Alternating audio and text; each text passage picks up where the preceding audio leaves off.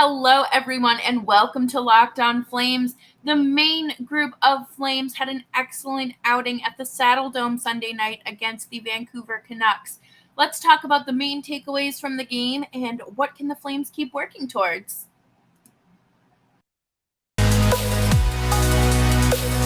You're Locked On Flames, your daily podcast on the Calgary Flames. Part of the Locked On Podcast Network, your team every day.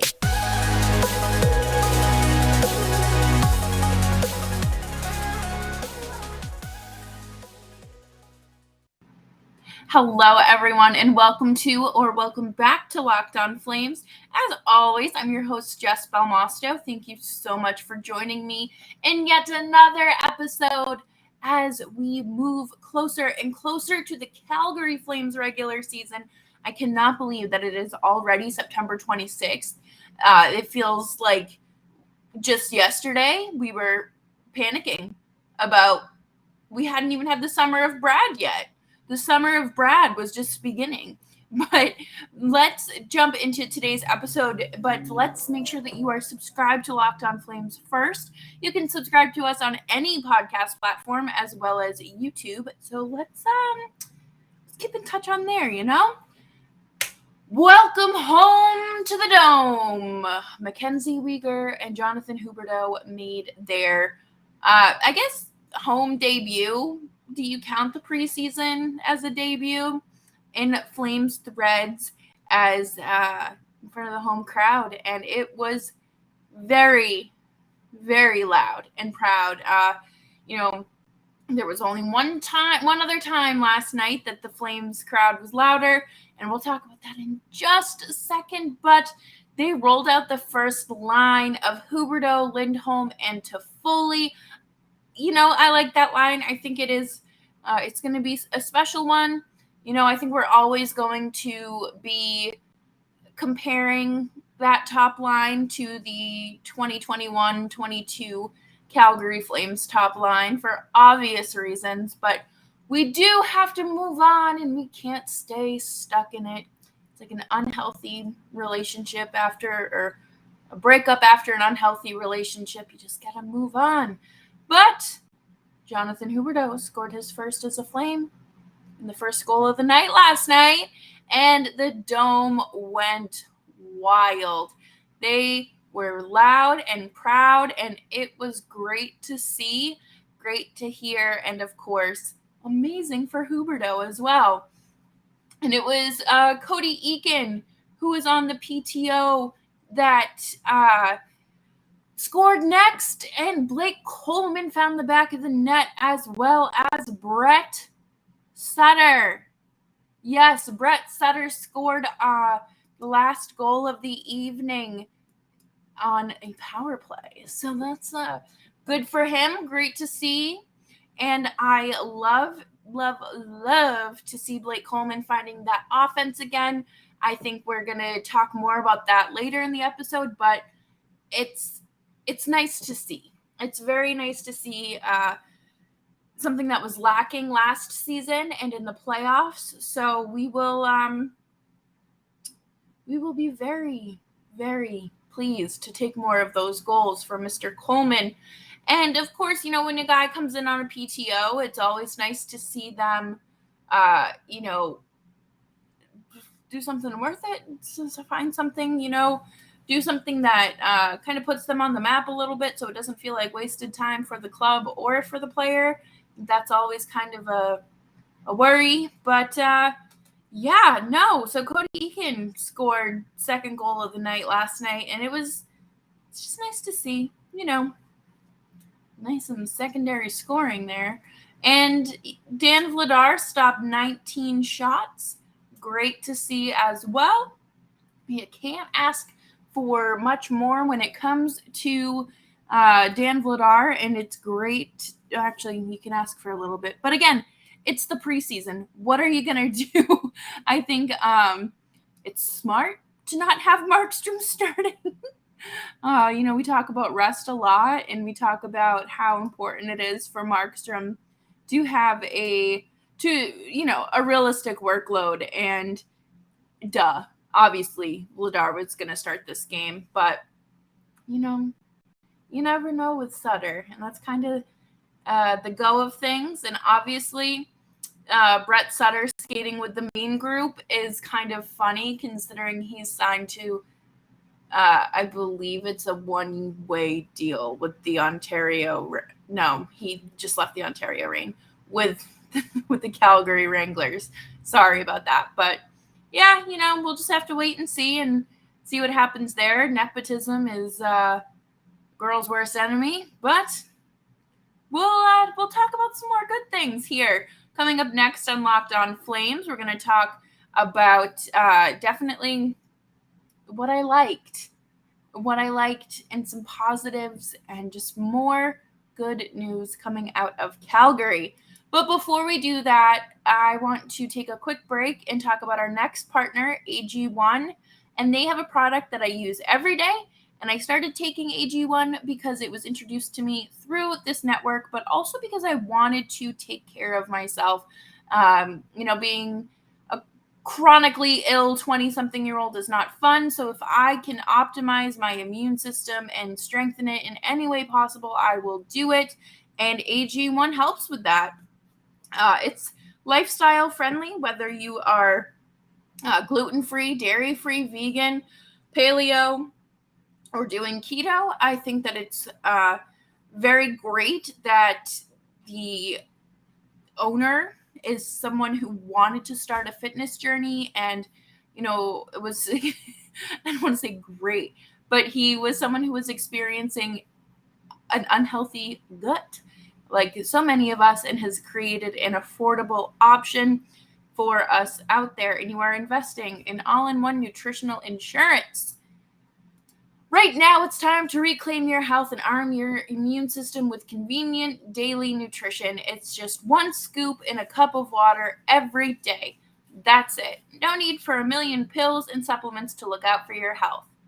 To make it easy, Athletic Greens is going to give you a free 1-year supply of immune-supporting vitamin D and 5 free travel packs with your first purchase.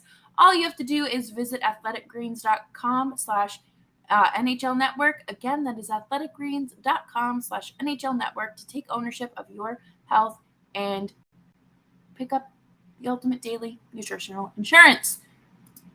Thank you so much for tuning in to Locked On Flames. Make sure that you're subscribed to Locked On Flames wherever you get your podcasts. It is greatly appreciated when you subscribe and leave a nice little review and a 5-star rating. I like reviews, but you know what else I like? The Flames playing good hockey. Last night at the Saddledome, they were able to generate 31 shots, and you do need to shoot the puck to win. You need to find the back of the net in order to win. And I think that they demonstrated that after 4 goals, and they shut out the Canucks. Again, it's regular season hockey, nothing to take too seriously, but it is kind of a nice way to see how this team is building chemistry. And they were able to really show that, they're still a talented bunch after generating 5 high-danger scoring chances. It's very great to see. And, they were able to limit the Canucks' shots, too. Don't forget, Dan Vladar made 19 stops, and it's nice to see the defense, breaking up play in their zone and being able to, force a turnover or simply blocking shots and whatnot. It's just very, very nice to see.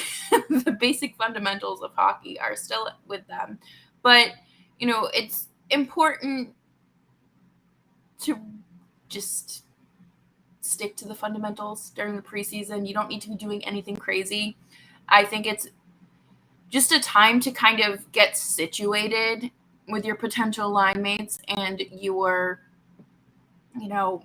finding your game again, especially after a few months off. None of this should be taken too seriously. And that's basically what I'm just trying to say. None of this is so important that like the world will come crumbling down tomorrow. It's preseason hockey. It's okay. But, I think with the Flames' ability to limit the shots, it speaks to the ability of the team to control possession and their defensive skills. I think last night the Flames played a really great game. It is an excellent way to kick off the season for them. And Brett Sutter was out there killing penalties, which is, something you don't see too often now in the NHL. He's pretty much an AHL guy. He was captain of the Ontario Reign, I believe, and then requested a trade to Calgary, or he wanted to just go home in free agency. I thought he was traded, but he might not have been. And he wanted to go home and be closer to his family, and I think that's really nice. I think it's sweet, but I don't know if there's a spot for Brett Sutter on this roster. The same way I didn't know if there was a spot for Brett Ritchie. But like I mentioned, he's a Sutter, and nepotism is a thing. And I think that, Daryl Sutter is someone who obviously values family, but he also values his hockey and his players he's able to coach very, very much. And I would have to say that if it, at the end of the day, it is a business decision, and no one should be, I don't think anyone will be bent out of shape if, Sutter doesn't make the NHL roster.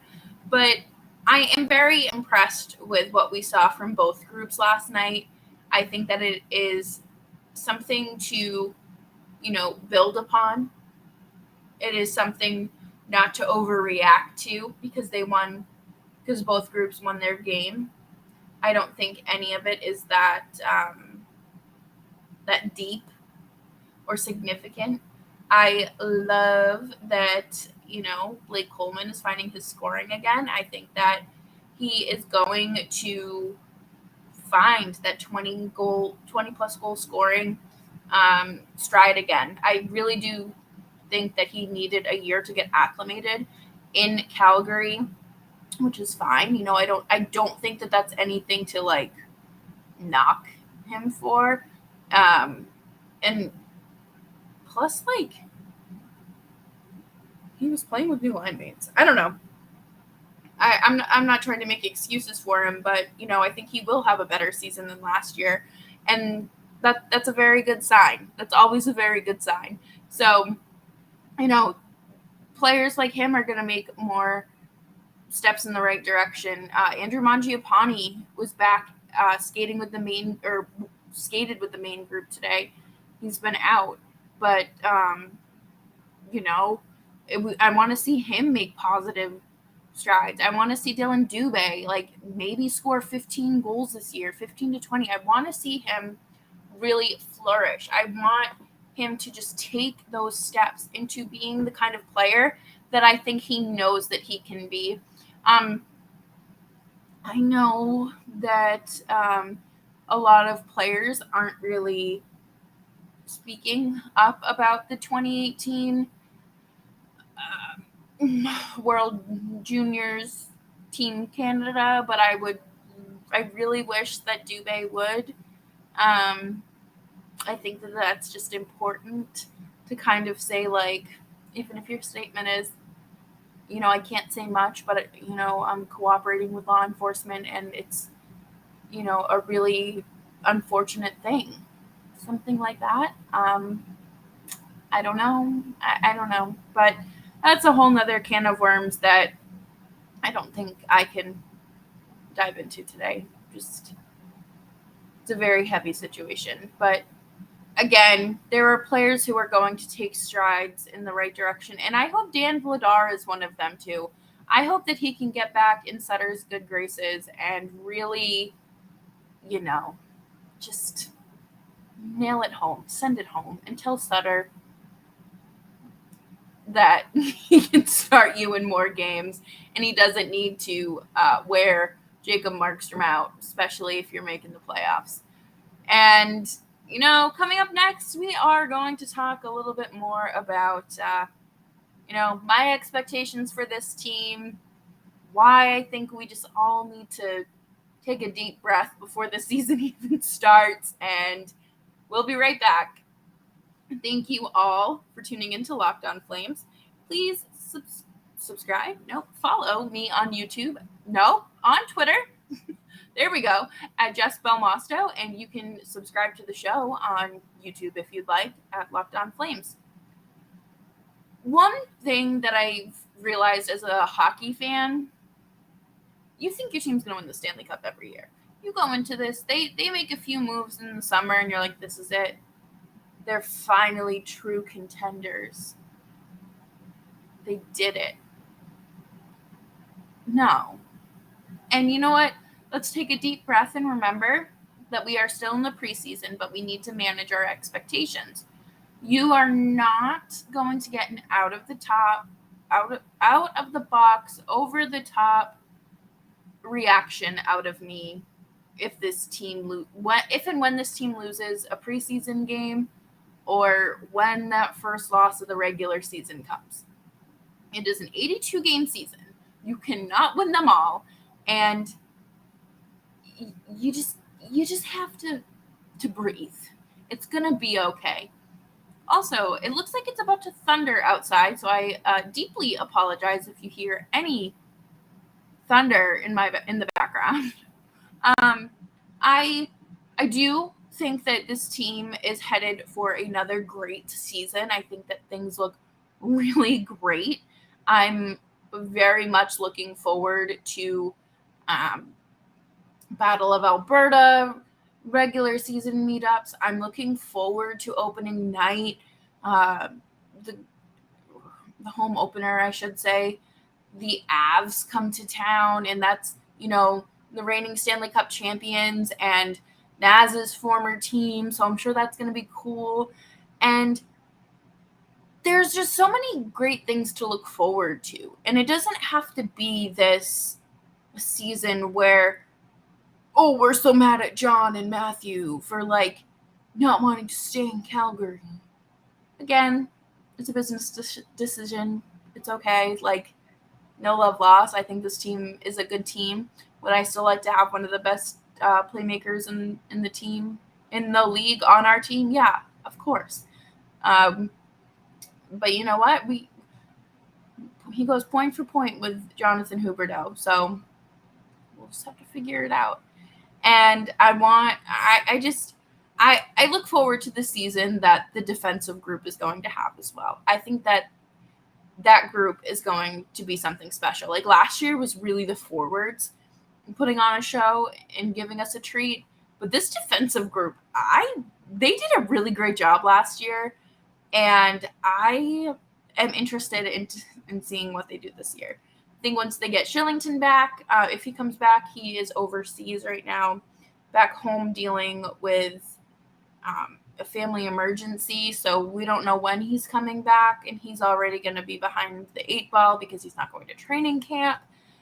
Chris Tanev, when he returns from injury, that will be a huge help. And I'm also just really interested to see who takes over, the heartbeat of the team role. I think that it is more than likely going to be one of the 3 guys that they acquired over the offseason. I think that Naz is going to come in and just be, a force to be reckoned with. I think it'll be interesting there. I think I think it'll be interesting when the Flames play the Blues, because, I think Naz and Binnington have some things that they need to sort out. And I think it's going to be interesting when we get our first Battle of Alberta matchup, because Naz also has some business to sort out there. So, like I said, it's going to be a good season. We just have to breathe, manage those expectations, and have fun. Life is too short to take this game too seriously, but I'm here for you to help ease the pain along the way. Thank you all so much for tuning in to today's episode of Locked On Flames. I'm hitting you with 2 episodes per day. for this entire week. So I'm very much looking forward to chatting with you, and I hope you have an amazing day. I hope your Monday has been amazing. Make sure that you are subscribed to Locked On Flames wherever you get your podcasts. And of course, make sure you're subscribed on YouTube because we can have fun and have conversations in the YouTube comments. And you can answer the question of the day. And until next time, remember to follow me on Twitter at Jess Belmosto, and I will see you tomorrow as we recap camp and preview the game against the Kraken.